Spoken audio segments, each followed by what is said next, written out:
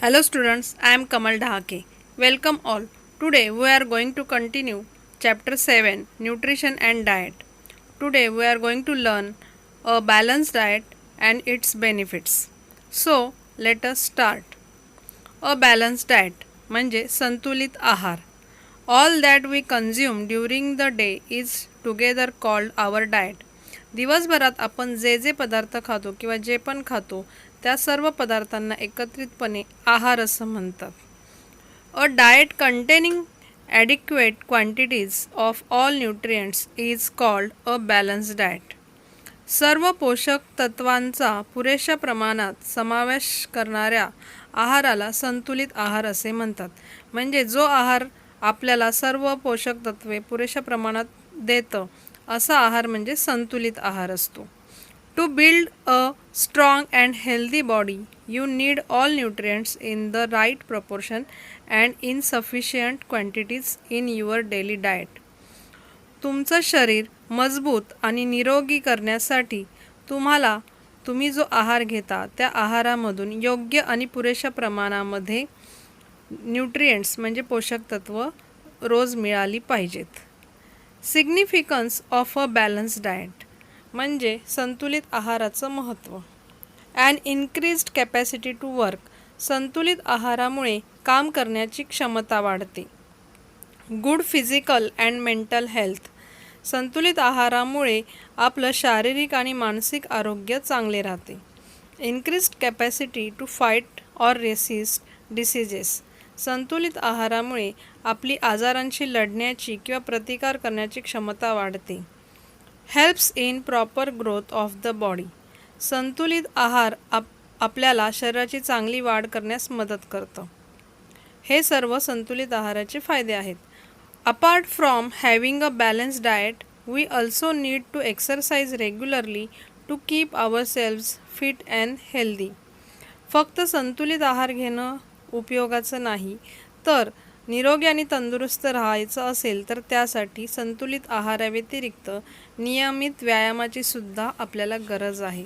आणि तुमच्या वयाच्या मुलांना व्यायाम म्हणजे काय तर मैदानावर जाऊन खेळणं. मोबाईलमधले गेम न खेळता प्रत्यक्ष मैदानात जाऊन वेगवेगळ्या प्रकारचे खेळ तुम्ही खेळले तर तुमचा भरपूर व्यायाम होऊ शकतो. How to get a balanced diet. To ensure that we get a balanced diet from the food we eat we can make a food pyramid. आपण जे अन्न खातो त्या अन्नामधून आपल्याला सर्व न्यूट्रिएंट्स मिळतील का किंवा आपला आहार बॅलन्स डाएट कसा काय असू शकेल ह्यासाठी आपण एक अन्न पिरॅमिड तयार करू शकतो. All food which we eat is classified into various groups. आपण जे अन्न खातो त्यामधील सगळे जे पदार्थ आहेत ते वेगवेगळ्या ग्रुप्समध्ये या पिरॅमिडमध्ये डिवाईड केलेले असतात. The space allotted to each food group in the pyramid depends upon the proportion in which it should be included in our diet.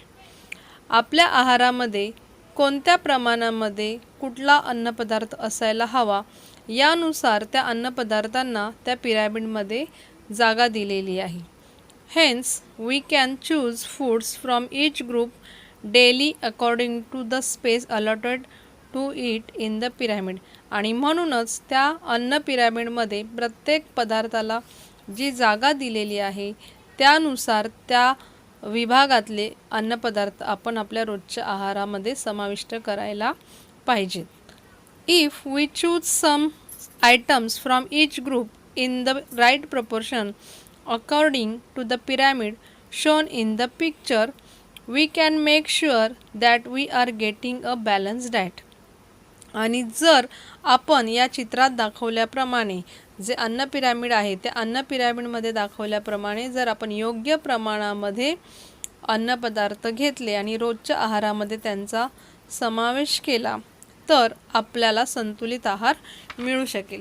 आता हे अन्नपदार्थ कसे दाखवलेत या अन्न पिरॅमिडमध्ये तर सर्वात खालचा जो भाग आहे त्यामध्ये सिरियल्स अँड पल्सेस दाखवलेत. म्हणजे तृणधान्य व कडधान्य यांचा आपल्या आहारामध्ये जास्त समावेश असायला पाहिजे. म्हणजे ज्वारी, बाजरी, तांदूळ, गहू इत्यादी.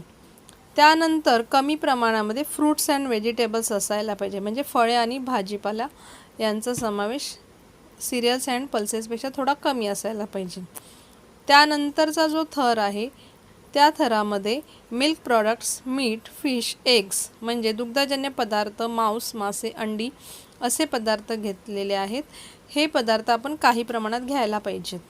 आणि सर्वात वरचा जो थर आहे त्यामध्ये फॅटी सबस्टन्सेस म्हणजे स्निग्ध पदार्थ दाखवलेले आहेत. म्हणजे आपल्या आहारामध्ये ऑइल, घी, बटर म्हणजे तेल, तूप, लोणी या स्निग्ध पदार्थांचा समावेश खूप कमी प्रमाणात असायला हवा.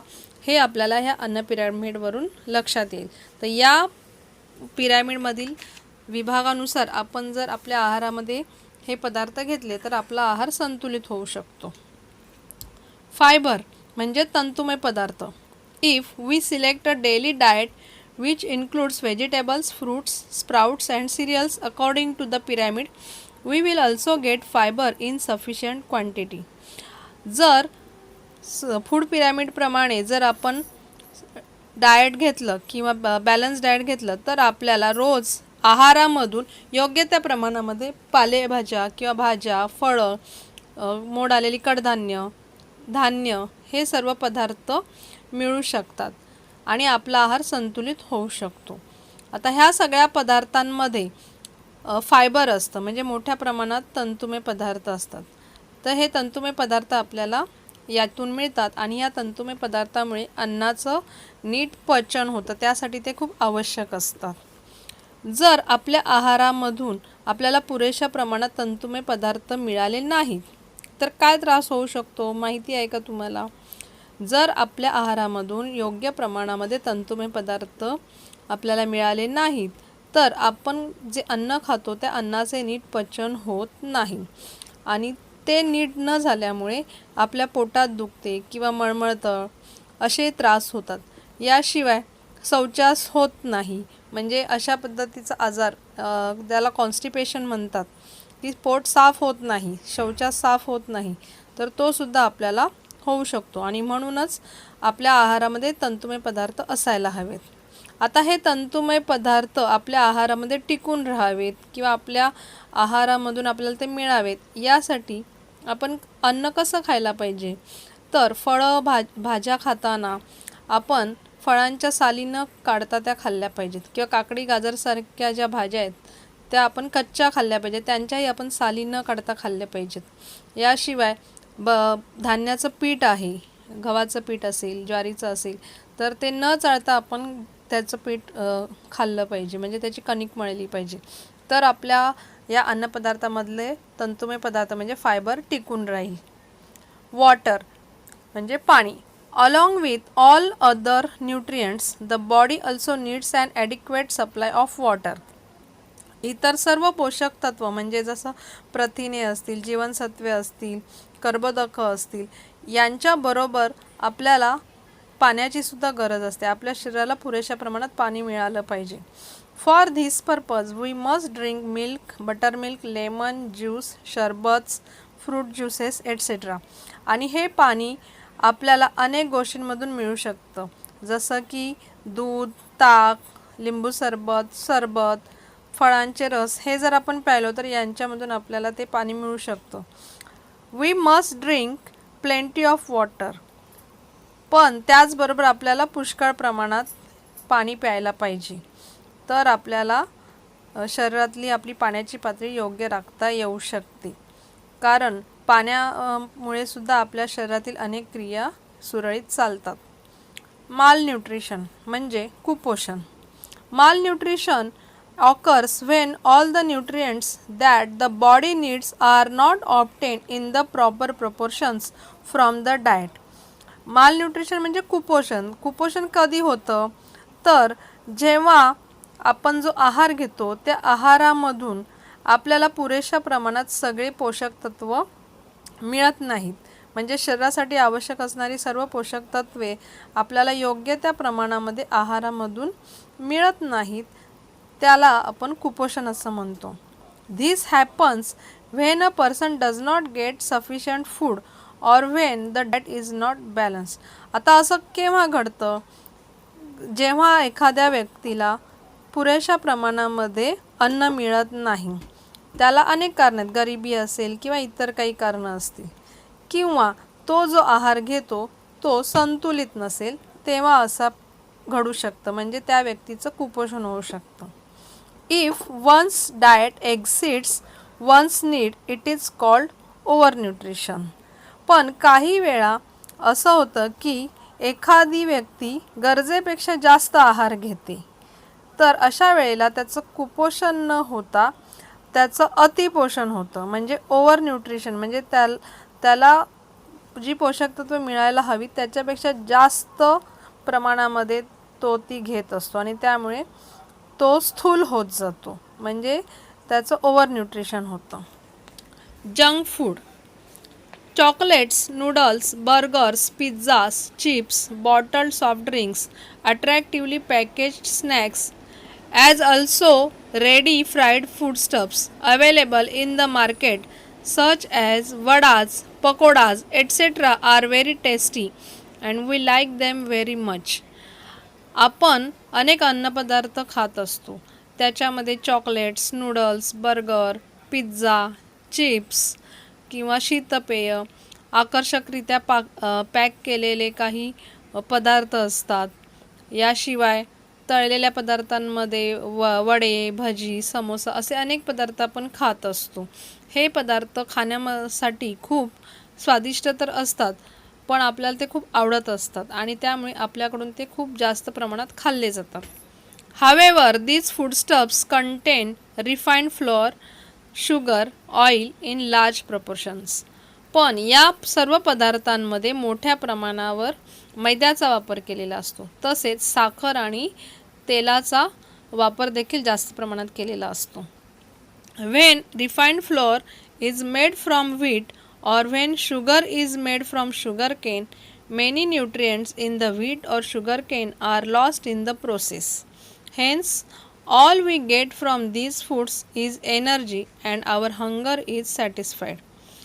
गव्हापासून जेव्हा मैदा तयार केला जातो किंवा ऊसापासून जेव्हा साखर तयार केली जाते, तेव्हा या प्रक्रियेमध्ये गहू आणि ऊसामध्ये असलेली जी पोषक तत्वे आहेत ती मोठ्या प्रमाणामध्ये नष्ट होतात आणि त्याचा परिणाम म्हणजे आपल्याला मैदा आणि साखर यांचं सेवन केल्यानंतर फक्त ऊर्जा मिळते आणि आपली भूक भागवली जाते. Naturally, if we eat a lot of junk foods, we will get insufficient quantities of the items from other food groups. आणि म्हणूनच जेव्हा आपण मोठ्या प्रमाणात अशा पद्धतीचं जंक फूड खातो, तेव्हा आपल्याला अधिक प्रमाणामध्ये इतर अन्न घटकांमधले पदार्थ आपल्या पोटात जात असतात, ते आपल्या शरीरासाठी आवश्यक नसतात, असे पदार्थ पण आपल्याकडून खाल्ले जातात. If this happens frequently, our body soon experiences a shortage of proteins, vitamins and minerals that may lead to malnutrition. आणि जर असं वारंवार होत राहिलं, जर आपण सतत जंक फूड खात राहिलो, तर आपल्या शरीराला प्रथिने, जीवनसत्वे आणि खनिजे हे अपुरे मिळतात, म्हणजे त्यांचं प्रमाण कमी होतं आपल्या शरीरातलं आणि त्याच्यामुळेच आपलं कुपोषण होण्याची शक्यता असते. Junk food eaten frequently also causes obesity. Obesity is not good for health. आणि हे जंक फूड सतत खाल्ल्यामुळे आपण लठ्ठसुद्धा होऊ शकतो, म्हणजे आपल्याला लठ्ठपणा येऊ शकतो, आपल्याला स्थूलत्व येऊ शकतो. ओबेसिटी हा पण एक प्रकारचा आजार आहे आणि ओबेसिटी असणं हे आपल्या आरोग्यासाठी चांगलं नाही. त्यामुळे आपल्याला डायबिटीस किंवा BP अशा पद्धतीचे आजार होऊ शकतात. As such foods do not supply all the necessary nutrients, they are called junk foods. तर हे सर्व जे पदार्थ आहेत, म्हणजे चॉकलेट, नूडल, बर्गर वगैरे किंवा वडे, समोसे इत्यादी, तर हे सर्व पदार्थ यांच्यापासून आपल्याला योग्य प्रमाणामध्ये पोषक तत्व मिळत नाहीत आणि म्हणूनच त्या पदार्थांना जंक फूड म्हणतात.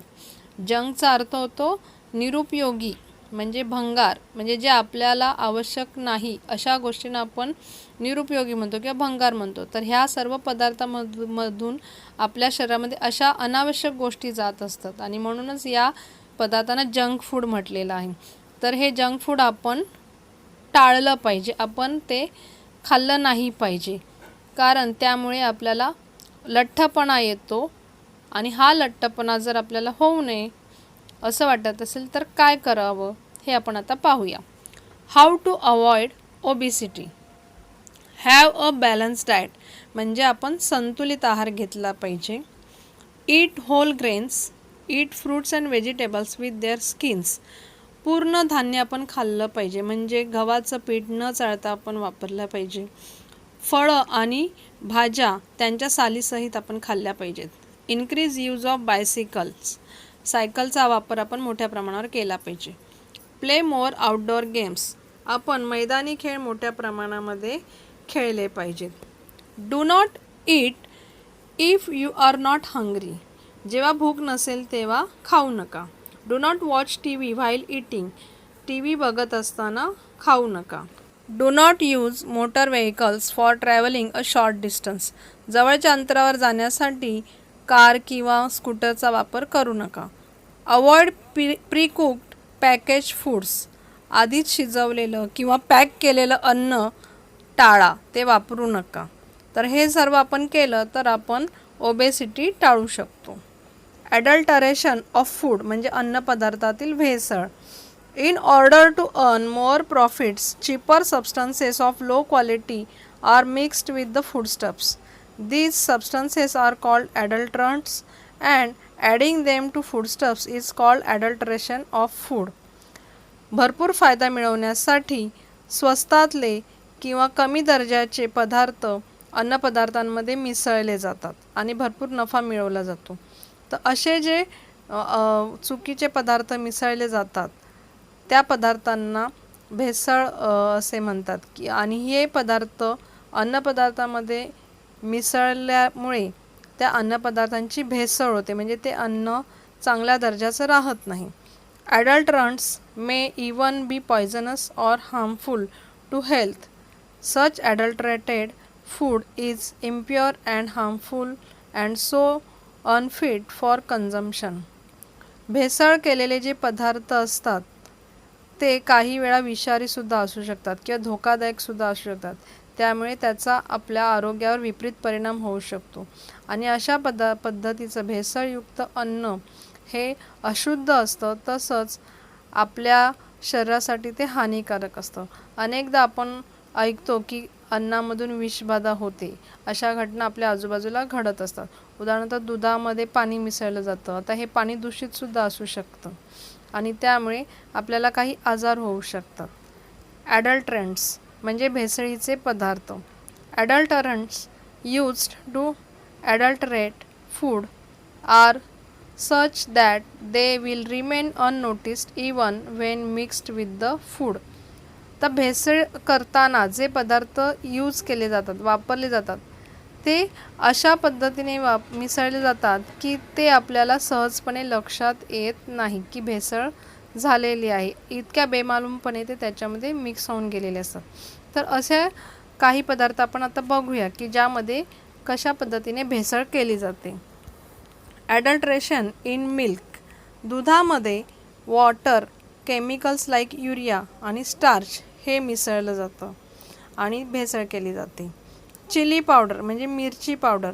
चिली पावडरमध्ये ब्रिक पावडर आणि पावडर्ड पंपकिन हे मिसळलं जातं, म्हणजे विटेचा चुरा, लाल भोपळ्याची पावडर हे मिसळलं जातं. पेपरकॉर्न्स म्हणजे काळी मिरी. त्या काळी मिरीमध्ये पपाया सीड्स मिसळल्या जातात. पपाया सीड्स म्हणजे पपईच्या बिया, त्या अगदी काळी मिरीसारख्याच दिसतात.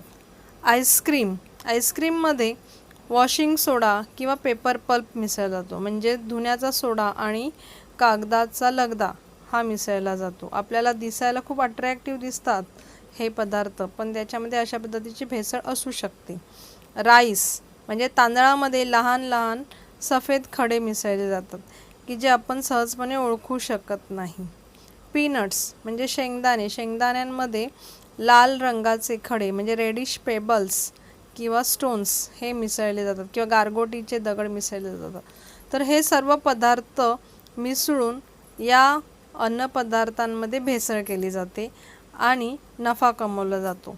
फायदा दुकानदारांचा होतो, पण नुकसान मात्र आपल्या शरीराचं होतं. तर या सर्व पाठामधून आपण संतुलित आहार कसा असायला पाहिजे आणि कुपोषण किंवा जंक फूड या सर्वांची आपण माहिती घेतली. धन्यवाद. आपल्याला पाठ समजला असेल. I hope all of you understand.